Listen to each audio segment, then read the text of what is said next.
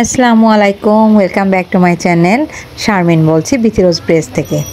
অনেক দিন পর আসলে ব্লগটা নিয়ে আসলাম। আমার শারীরিক অসুস্থতার জন্য ব্লগটি দিতে দেরি হয়ে গেল। এটা ছিল আমার বার্থডের পরের দিনের ব্লগ। আমার হাজব্যান্ড এবার অনেকগুলো সারপ্রাইজ দিয়েছে বাচ্চাদের সহকারে। তো পরের দিনও ছিল আমার একটা সারপ্রাইজ ডে। এই দিনটা আসলে আমি জানতাম না। ওরা আগে থেকেই প্রায় এক সপ্তাহ আগে থেকেই বুক করে রেখেছিল একটা রেস্টুরেন্টে আমার জন্য। আর আমার পছন্দের জায়গা, মানে বলতে গেলে জাপানিজ ফুড আমাদের ফ্যামিলির সবাই পছন্দ করে, আমরা সবাই মোটামুটি পছন্দ করি। আর রেস্টুরেন্টটি হচ্ছে গুলশানের দিকে। তো আমাকে বলা হয়নি কোথায় যাচ্ছি, জাস্ট চলে গেলাম সবাই মিলে একসাথে রেডি হয়ে। পরের দিন বলেছিল যে আরেকটা সারপ্রাইজ আছে, আমরা বিকেলবেলা যাব, রাতে ডিনার করব। যাই হোক, যেই বলা সেই কাজ। তারপর আমরা সরাসরি চলে গেলাম এবং পৌঁছেও গেলাম। তো আমার হাজব্যান্ড খুব হ্যাপি, সে তো খুব মজা করছিল বাচ্চাদের নিয়ে আমার সাথে, আমাকে খুশি রাখার চেষ্টা করছিল। দেখেন কি অবস্থা, বাবা মেয়ে দুজনে মিলে নাচানাচি করছে। এরপর আমরা পৌঁছে গেলাম তেরিয়াকি বয়েজ সিজলিং স্টেক যে রেস্টুরেন্টটি, সেটাতে। এখানে আগে থেকে বুক করা ছিল আমার হাজব্যান্ডের নামে। সেখানে আমরা কথা বলে তারপর আমাদের জন্য যে টেবিলটা বুক করা ছিল সেখানে আমাদের দেখিয়ে দেওয়ার পর আমরা সবাই মিলে একসাথে বসে পড়লাম। তো এখানকার সিস্টেমে আজকে আমরা রাতে ডিনার করব, বুফে ডিনার হবে। আর সেটা অবশ্যই আমার হাজব্যান্ডের নামে যেহেতু বুক করা ছিল, যার কারণে আমরা এই টেবিলটাতেই বসে পড়লাম। এবং যাওয়ার পর মোটামুটি অনেকেই ছিল। আমাদের ওনারা বলল যেহেতু সময় আছে, বুফের একটা টাইম আছে 7টা থেকে, এই সময়টুকু আপনারা ইচ্ছা করলে ছবি ভিডিও তুলে নিতে পারেন। তো এই যে দেখুন, আমরা খুব মজা করছি, আনন্দ করছিলাম, তো সময়টা পার করছিলাম। যেহেতু ছোটোখাটো রেস্টুরেন্টটি বেশি একটা বড় না, আর মোটামুটি এখানে রান্নাঘরটা খুব সুন্দর করে সাজানো হয়েছে। এবং আমি এখানে কিছু ক্লিপ নিচ্ছিলাম সবাই যখন ওয়েট করছিল।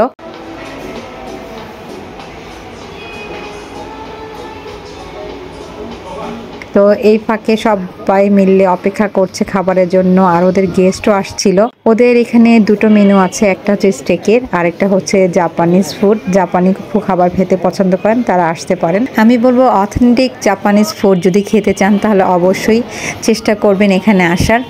সম্পূর্ণ খুব সুন্দরভাবে, এই যে দেখেন ভিতরে কিচেনটা কত সুন্দর করে সাজানো, এবং ওরা খুব সুন্দর করে খাবারগুলো রেডি করছিল এক জাপানিজ স্টাইলে যে রান্নাঘরটা যেভাবে সাজানো থাকে এবং ওরা যেভাবে রান্না বান্না করে সব কিছু মোটামুটি এখানে দেখা যাচ্ছে। এবং ওদের শেফগুলো সব বাইরের, ওনারা খুব সুন্দর করে ডেকোরেশন করছিল খাবারগুলো। আর আমার মেয়েকে ভিডিওতে বারবার হাই দিচ্ছিল, ওরা বুঝতে পারছিল আমরা ভিডিও করছি। খুব সুন্দর করে সাজানো গোছানো রেস্টুরেন্টটি ছিল, এবং আমরা খাবারের জন্য ওয়েট করছিলাম। আর এদিকে কিছু কিছু ভিডিও ক্লিপ নিয়ে নিচ্ছিলাম। ছোটোখাটো হিসেবে রেস্টুরেন্টটি খুব সুন্দর ছিল, বিশেষ করে মেন কিচেনটাই ওদের মাঝখানে ছিল, যার কারণে চারিদিকে বসার জায়গা আর মাঝখানে এই কিচেনটা। তো সবাই মোটামুটি ঘুরে ঘুরে দেখে। এবং যাই হোক, সবাই মিলে খাবারটা পরিবেশন করছে। যেহেতু বুফের খাবারগুলো আগের থেকে তৈরি করতে হবে, 7টার মধ্যে বুফে চালু হয়ে যাবে, যার কারণে গেস্টও চলে আসবে। এর জন্য ওরা বুফের খাবারগুলো সব রেডি করছিল এবং রেডি করে সব কিছু সেট করছিল। সেগুলো আবার বুফের যে জায়গাগুলো সেই জায়গাটাতে সব সেট করে দিবে। তো এদিকে আমরা অপেক্ষা করছিলাম খাবারের জন্য, কারণ ওরা যখন বলবে, এখানকার সিস্টেমটা অন্যরকম, ওরা যখন যেই টাইমে আমাদের বলবে তখনই আর স্টার্ট করতে হবে। যাই হোক, আরও গেস্ট আসছিল, আমরা অপেক্ষা করছিলাম যে গেস্ট সব একসাথে করলেই ওরা আসলে এরা স্টার্ট করে। তো এদিকে খাবার দিয়ে দেওয়া হয়েছে, তো সেই খাবারগুলো আমি দেখিয়ে দিচ্ছি। এখানে ছিল বিফ স্টেক। আর আরেকটি কথা বলতে ভুলে গিয়েছি, এখানে কিন্তু বিফ স্টেক আনলিমিটেড।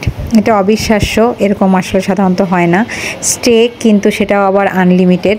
আসলেই মানে অনেক বড় একটা অফার এটা। রাইস ছিল, তারপরে গিয়োজা, যেটা জাপানে সবাই খেয়ে থাকে, সেই গিয়োজাটা এখানে পাওয়া গিয়েছিল। এবং বিভিন্ন রকমের সস ছিল, তারপরে সিরাপ ছিল, সাথে সালাদ ছিল, আর মিষ্টি আইটেমও ছিল। বিভিন্ন আইটেমের সস ছিল এখানে দেখা যাচ্ছে। সাথে ছিল সুশি, আর সাথে ছিল জুস। ওদের জুসটা ছিল একদম মানে অর্গানিক, যেটা ফ্রেশ একদম ফ্রুটস থেকে তৈরি। আর সুশি ছিল, সুশি 3-4 আইটেমের সুশি ছিল। যারা সুশি লাভার তারা অবশ্যই অবশ্যই এখানে যেতে পারেন। আর এখানকার সুশির জন্যই বিশেষ করে তো আমরা এই জায়গাটা পছন্দ করেছিলাম, যেহেতু আমরা সুশি খেতে পছন্দ করি। পাশাপাশি স্যুপ ছিল এক আইটেমের এবং সালাদ ছিল, বিভিন্ন আইটেমের সালাদ না দিয়ে ওরা 2 থেকে 3 আইটেমের সালাদ রেখেছিল এবং কিছু ফ্রুটস রেখেছিল। ফ্রুটসের মধ্যে মালটা, পেঁপে, পেয়ারা, আনারস। আর এরপর আমরা যখন ওদের টাইম হয়ে গেল, ওনারা আমাদের জানালো যে এখন থেকে টাইম স্টার্ট, তো তখন থেকে আমরা আমাদের খাবারটা স্টার্ট করলাম। এই রেস্টুরেন্টের সিস্টেমটা এরকমই, মানে বলার পরই আসলে স্টার্ট করতে হয়। অন্য জায়গায় যেমন আগে থেকেই বলা যায় বা করা যায়, এটা এরকম না। আপনারা এখানে যাওয়ার পর যে টাইমটা দিবে তখনই স্টার্ট করতে হবে। এরপর আমি এক এক করে আমাদের পছন্দ মতো যেটা পছন্দ সব নিয়ে নিলাম। প্রথমে সুশি নিয়েছিলাম, এরপর আমি স্টেকের এখানে চলে আসলাম, এখান থেকে স্টেক নিয়ে নিলাম। তারপর আরও পছন্দের গিয়োজা ছিল, যেটা খুবই পছন্দ করি আমরা, সেটাও নিয়ে নিলাম। আমার বাচ্চারা আমার সাথে ছিল, ওরাও এক এক করে সব খাবারগুলো পছন্দসই নিচ্ছিল এবং আমি মিকোকে হেল্প করছিলাম। তো সবাই মিলে একসাথে খাওয়া দাওয়া করার জন্য সব খাবার নিয়ে একসাথে সবাই টেবিলে বসে পড়লাম। এদিকে আমার বড় মেয়ে তো সুশি খুবই পছন্দ করে, সে সুশিটাকে খুব সুন্দর করে সাজিয়ে তারপর বাকি খাবারগুলো নিয়ে নিল। তারপর আমরা সবাই মিলে একসাথে খাবার নিয়ে বসে পড়লাম।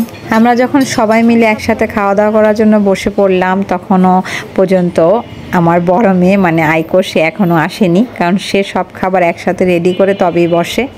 যাই হোক, আমি এক এক করে সুশিগুলো টেস্ট করতে চাচ্ছিলাম, তাই আমি আগেই শুরু করে দিয়েছি। এদিকে আমার ছোট মেয়ে তো চপস্টিক দিয়ে খাওয়ার জন্য খুব আগ্রহ দেখাচ্ছিল, যার কারণে ওর জন্য চপস্টিক চেয়ে দিলাম, চেষ্টা করছিল। তারপর সবাই মিলে একসাথে খাওয়া দাওয়া শুরু করলাম। গিয়োজাটা দারুণ ছিল, অনেক দিন পর গিয়োজাটা খাওয়া হলো। জাপানে যখন ছিলাম তখন এই গিয়োজাটা খাওয়া হতো আমাদের অনেক। আর সুশিগুলো খুব ভালো ছিল, মানে ওই যে বলতে গেলে জাপানিজ অথেন্টিক ফুড যদি আপনি খেতে চান তাহলে অবশ্যই আমি বলবো একবার হলেও ট্রাই করবেন এখানে আসতে। এখানকার খাবারগুলো আসলে জাপানিজ খাবার, একদম অরিজিনাল সেই স্বাদটা পাওয়া যায়। অনেক দিন পর জাপানিজ খাবার খেতে পেয়ে অনেক ভালো লেগেছে। আর আমার বাচ্চারা তো খুবই পছন্দ করে জাপানিজ খাবার। আর স্টেকগুলো খুব দারুণ ছিল, স্টেকটা আপনি আলাদাভাবে অর্ডার করতে পারবেন। এখানে বুফের সিস্টেমটা ছিল 3 দিন, 3 দিনের বাইরে বাকি দিনগুলোতে আপনি নর্মাল খাবার খেতে পারবেন। আর এই 3 দিন শুধুমাত্র বুফে স্টাইলে খাবারটা দেওয়া হয়। আর ডেজার্ট হিসেবে ছিল এই আইসক্রিমটা, এটা ঠিক আইসক্রিমের মতোই, ম্যাঙ্গো দেওয়া ছিল সাথে। তো এটা আমার মেয়ে আমার জন্য নিয়ে আসছিল, কারণ আমি আসলে জানতাম না ডেজার্টটা কথা, ও আমার জন্য নিয়ে আসছে। তারপর আমি এটা খেলাম। ডেজার্টটা খুব সুন্দর ছিল, কারণ ডেজার্টটা মুখে দেওয়ার সাথে সাথে মোমের মধ্যে গলে যাচ্ছে, খুব মজা ছিল, আইসক্রিমের মতো। আমার কাছে ভালো লেগেছে, আমার বাচ্চারাও খেয়েছে। এরপর আর কি, এরপর ওই যে surprise, happy birthday to you, happy birthday to you ma'am. তারপর আমার বাচ্চাদের ইচ্ছে ছিল যে আজকে এখানেও কেক কাটবে, তো কেকটা নিয়ে আসা হয়েছিল। তারপর সবাই মিলে একসাথে কেক কাটলাম। আর আশেপাশে মানে রেস্টুরেন্টের যে ওনার ছিল, ওনারা ছিল, স্টাফরা ছিল, তারা আমাকে উইশ করলো, পাশাপাশি তারা মিউজিকও ছেড়ে দিয়েছিল।